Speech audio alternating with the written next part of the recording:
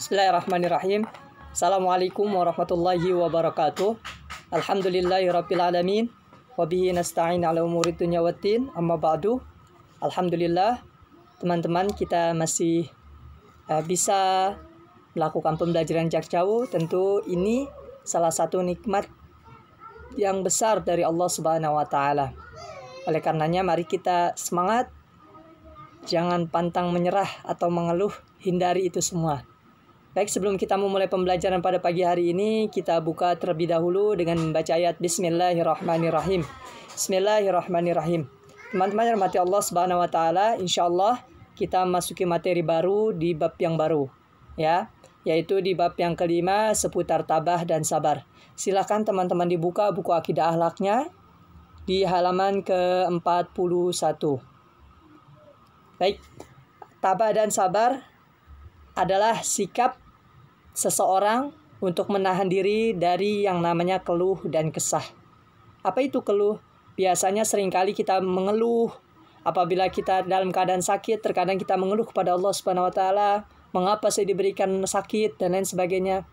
Tentu seseorang yang mengeluh tidak dicintai oleh Allah Subhanahu wa taala.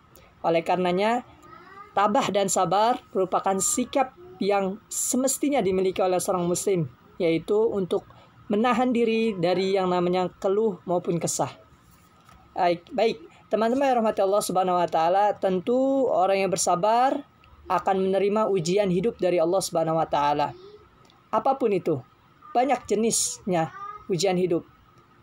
Adapun ujian yang datang, yang menerpa atau yang datang kepada seseorang, tentu hal ini untuk menguji bagaimana ketabahan seseorang, bagaimana kesabaran seseorang. Contoh, ya, barangkali teman-teman memiliki paman yang kalian cintai, kemudian Allah Subhanahu wa taala memberikan ujian atau musibah berupa mungkin, ya, nauzubillah min zalik, ya, atau qadarullah, ketika paman kalian meninggal atau sakit dan sebagainya, kalian kehilangan orang yang kalian cintai, salah satunya, tentu ini merupakan ujian yang Allah berikan kepada kalian. Ya, untuk apa? Pertama, untuk bagaimana ketabahan kalian atau kesabaran kalian dalam menghadapi cobaan tersebut. Tentu ketika kita bersabar atas cobaan yang diberikan oleh Allah Subhanahu wa taala, maka sejatinya Allah Subhanahu wa taala akan membalas dengan balasan yang indah, dengan balasan yang bagus. Ingat catatan, apabila kita bersabar, ya, teman-teman bisa perhatikan di mana di sini, ya, kakak tandai dikisahkan seorang wanita solehah yang bersabar, ya, atas cobaan yang sedang diberikan, yaitu kisah Masyitah, yang mana Masyitah hidup sezaman dengan Fir'aun, ya. Masyitah adalah seorang pembantu atau tukang sisir putrinya Fir'aun. Ya, kemudian namun semua itu terjadi, ya, siksaan itu terjadi ketika Masyitah sedang menyisir rambut anaknya Fir'aun.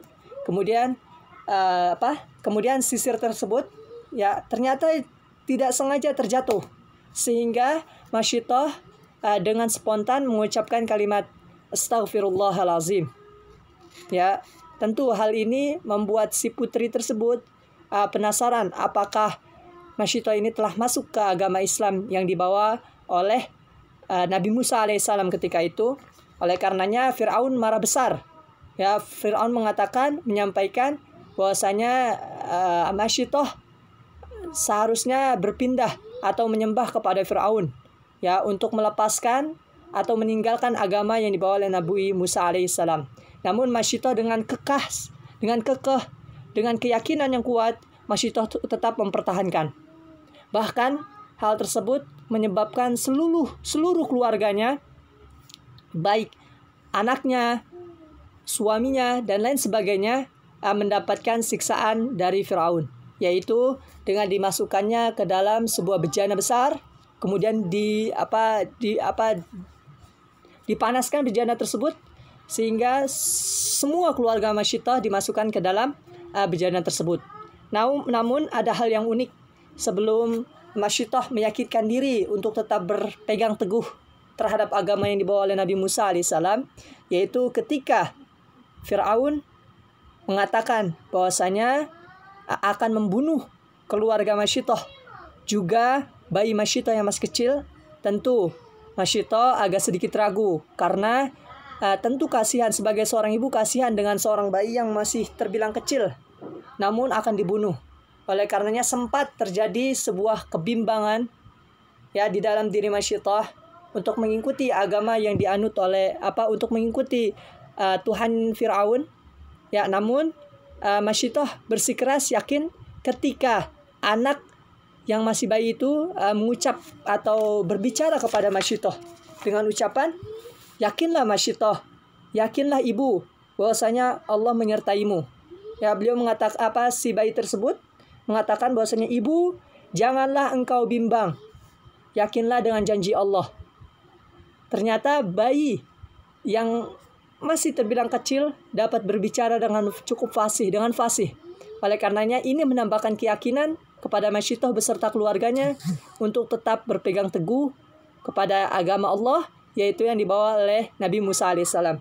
Oleh karenanya semua keluarga Masyitoh, baik yang bayi, anaknya, suaminya, dimasukkan sebuah bejana yang panas sehingga mereka mati di dalam tersebut. Tentu Allah Subhanahu wa taala mematikan mereka semua sebelum mereka dimasukkan ke dalam bejana. Jadi ketika sebelum dimasukkan dalam bejana, mereka semua keluarga Masyitoh itu langsung dicabut nyawanya oleh Allah Subhanahu wa taala. Hal ini untuk menghindari rasa sakit yang akan mereka rasakan ketika di dalam bejana tersebut. Sehingga hal ini menarik. Mengapa dikatakan menarik? Ketika Rasulullah Isra Miraj, ini berkaitan dengan materi SKI. Ya, ketika Isra dan Miraj, ketika beliau berada dari Masjidil Haram menuju ke Masjidil Aqsa di Palestina, ternyata beliau mencium sebuah aroma yang sangat wangi yang berasal dari sebuah kuburan. Kemudian Nabi Muhammad SAW menanyakan hal tersebut kepada malaikat Jibril. "Ya Jibril, kuburan siapakah itu?"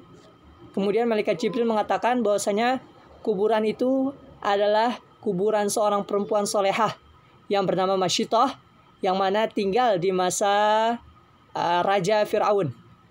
Ya, oleh karenanya Masyitoh ini merupakan seorang wanita yang solehah yang tetap berpegang teguh atas keimanannya walaupun dihadapkan bahaya yang menimpanya, yaitu dengan dicabut nyawa atau dibunuh ya oleh Fir'aun. Seperti itu. Adapun pelajaran yang bisa kita ambil dari kisah Masyitoh ini ada banyak ya. Di buku ini tertulis 4 poin. Yang pertama, bagaimana keteguhan hati, ketetapan hati Masyitoh dalam mempertahankan keimanannya. Tentu kita sebagai muslim, mari kita mencontohkan ya, tidak tergoyah dengan hal-hal yang dapat mengganggu keimanan serta ketakwaan kita kepada Allah Subhanahu wa taala. Adapun yang kedua yaitu rasa takut kepada Allah Subhanahu wa taala, mengalahkan ketakutannya kepada manusia. Ya. Jadi Masyitoh ini seorang pembantu. Tentu Masyitoh memiliki bos atau pimpinan, yaitu Fir'aun, yang mana seorang raja. Namun ketakutannya terhadap Raja Masyitoh ya tentu tidak melebihi ketakutannya kepada Allah Subhanahu wa taala, sehingga Masyitoh tetap berpegang teguh kepada Allah Subhanahu wa taala atas keimanannya. Dan yang ketiga, Allah Subhanahu wa taala sudah jelas pasti menjanjikan atas orang-orang yang beriman.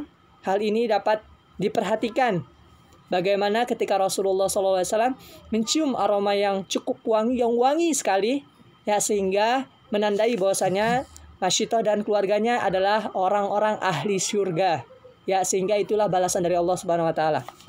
Adapun yang keempat yaitu segala sesuatu pastinya tidak mustahil di mata Allah Subhanahu wa taala. Ya, seperti halnya bayi yang dapat berbicara, yang mana berbicara dengan cara yang fasih dengan mengatakan, "Ibu, janganlah engkau bimbang. Yakinlah dengan janji Allah Subhanahu wa taala." Nah, tentu kita sebagai umat Islam berbangga diri, bersyukur, dan tentunya senantiasa untuk meningkatkan meningkatkan iman dan amal serta ketakwaan kita kepada Allah Subhanahu wa taala. Baik, kakak rasa cukup materi kita sampai sini di halaman ke-43. Nanti setelahnya silakan teman-teman diperhatikan kembali. Oke, maaf. Sepertinya ini mesti dilanjut ya, karena berkaitan. Oke, kita lanjut terlebih dahulu.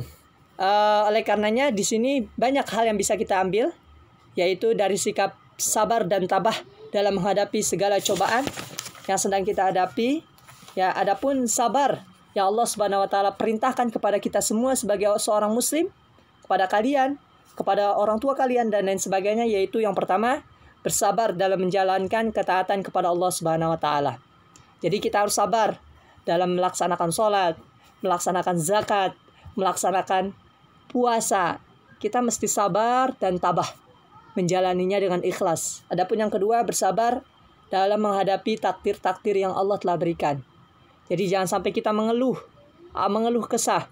Contoh, mengapa ayah dan ibu saya dilahirkan dari keluarga yang menengah ke bawah dan lain sebagainya. Tentu sebagai seorang muslim kita tidak boleh mengeluh ya atas ketetapan yang Allah Subhanahu wa taala telah berikan kepada kita.